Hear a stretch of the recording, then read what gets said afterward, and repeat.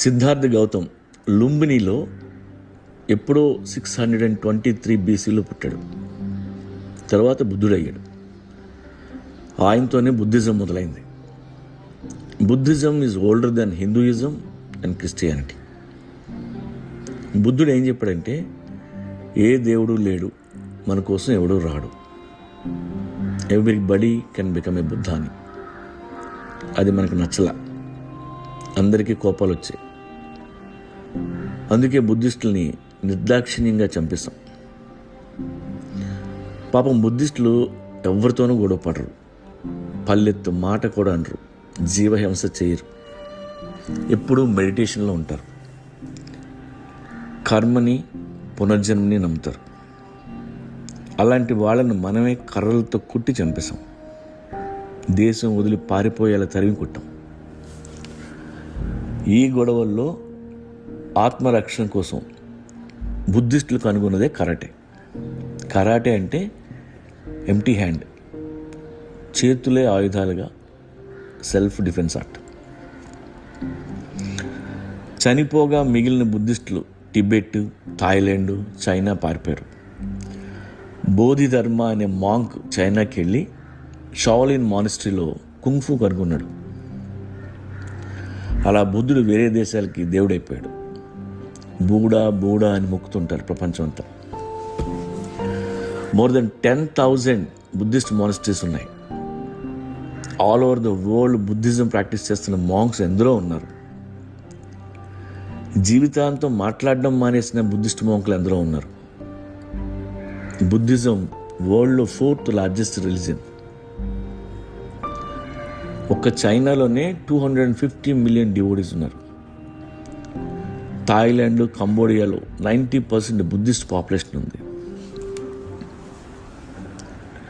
1963లో వియత్నాంలో అప్పుడున్న government బుద్ధిస్టులని trouble చేస్తుంటే ఒక బుద్ధిస్ట్ మాంక్ దానికి నిరసనగా అందరూ చూస్తుండగా పెట్రోల్ పోసుకొని తను తగలబెట్టుకున్నాడు. మంటల్లో కాలిపోతున్న అతను అటు ఇటు పరిగెత్తలేదు, అరవలేదు, కనీసం అతని నోటి నుండి ఒక్క మాట కూడా రాలేదు. కూర్చున్న చోటే మౌనంగా కాలిపోయాడు. నా కోసం ఒక్కసారి ఆ వీడియో చూడండి. అలా కాలిపోవడానికి ఎంత విల్ పవర్ కావాలో మీకు తెలుస్తుంది. యుద్ధం చేస్తూ చనిపోతే వీరమరణం అంటారు. యుద్ధం చేయకుండా వీరమరణం పొందిన మాంక్ అతను. యుద్ధం చేయలేక కాదు, యుద్ధం వద్దనుకొని. That's the power of Buddhism. Lama అంటే టీచర్ ఆఫ్ ధర్మ అని అర్థం. ఒక లామా చనిపోతూ తను మళ్ళీ ఎక్కడ పుట్టబోతున్నాడో చెప్పి చనిపోతారు. ఆ తర్వాత మాంక్స్ అందరూ కలిసి ఆ పుట్టబోయే బిడ్డ కోసం వెతుకుతారు. ఆ పిల్లాడిని తీసుకెళ్ళి లామాని చేస్తారు. ఇప్పుడున్న దలై లామాని గుర్తించడానికి వాళ్ళకి 4 ఏళ్ళు పట్టిందట.